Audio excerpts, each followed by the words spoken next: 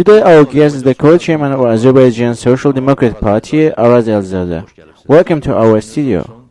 Thank you. Today we'll discuss the Nagorno-Karabakh conflict settlement in the radical thinking of Armenia and Azerbaijan. How is the situation? The Socialist International Organization held such a meeting recently. You know, the main goal of Social International is to contribute to the welfare of the people. Unfortunately, the Socialist International also includes such a party like Dashnakistan, Armenian Dashnakistan Party, and the Socialist International is not satisfied with the fact that the Nagorno-Karabakh conflict has not been settled yet. And there was such an initiative that the Socialist International should join this issue because the Oscar Minsk Group activities doesn't satisfy the Socialist International. The Socialist in 1994 in Bucharest, Socialist International stated that Armenia was an invader, and Azerbaijan and said that Azerbaijan has right to liberate its lands. And today there was, and this time there was an initiative that a meeting should be held simultaneously in two places, and the proposal was to hold one meeting in Yerevan and one meeting in Baku. We are expecting both Armenian and Azerbaijan side to present real projects on settlement of Nagorno-Karabakh conflict, and in the Baku conference, the Manoyan stated that there is no other way except the independence of Nagorno-Karabakh. I told him that though I am a social democrat, first of all I am an Azerbaijan patriot, Azerbaijan citizen, and we don't see a way other than war. Though I am a social democrat, I will call the people for war. I will call them to fight for the motherland, because both our social potential and human potential is more than that of Armenia, and if we launch a war, we will certainly win. Of course, I'm also familiar with these opinions. I also attended the Social International meeting, and Armenian side they stated that Nagorno-Karabakh must be recognized by Azerbaijan, and then the conflict can be settled. How real do you think is such a statement? How close are your thinking?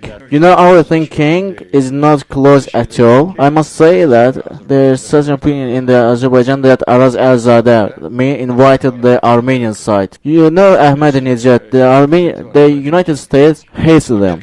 But as it is the member of United Nations, it visits the UN session and criticizes the US, and US cannot do anything.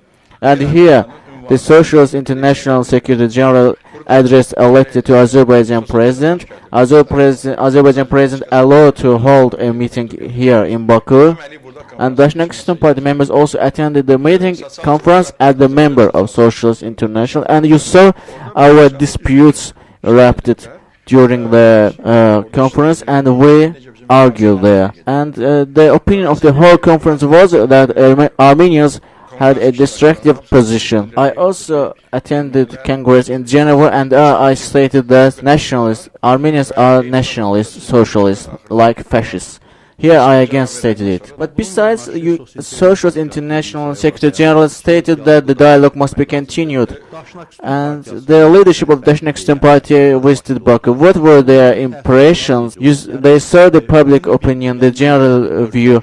What were their final opinions, their impressions? I cannot say what was in their hearts, but I can bring an example. Though 20% of our lands were invaded, we are developing. There's economic revival in the country, but in Armenia, as a result of nationalist activities like Dashnakistan Party's activities, Armenia cannot pursue the same development. Now there is 30,000 people in Nagorno-Karabakh. It was also stated in the conference that Baku is the Lisbon of East.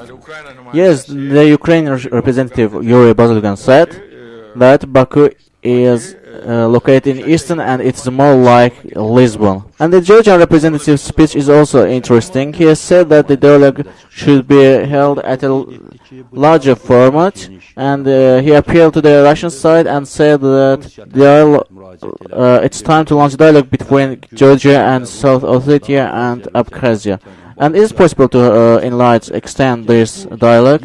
I must say that Russia will never attend such discussions, and the Russian representative Boris Guselyetov said that we are not ready to eat, and I saw a weakness in his position because he represents himself like opposition, but the party head is the fourth person in the government, even the third person. And if he says, if a member of such a party says that we cannot settle this issue, it is surprising. You know, it's because they are wrong. The wrong side never goes to the dialogue. Thank you for coming to our studio.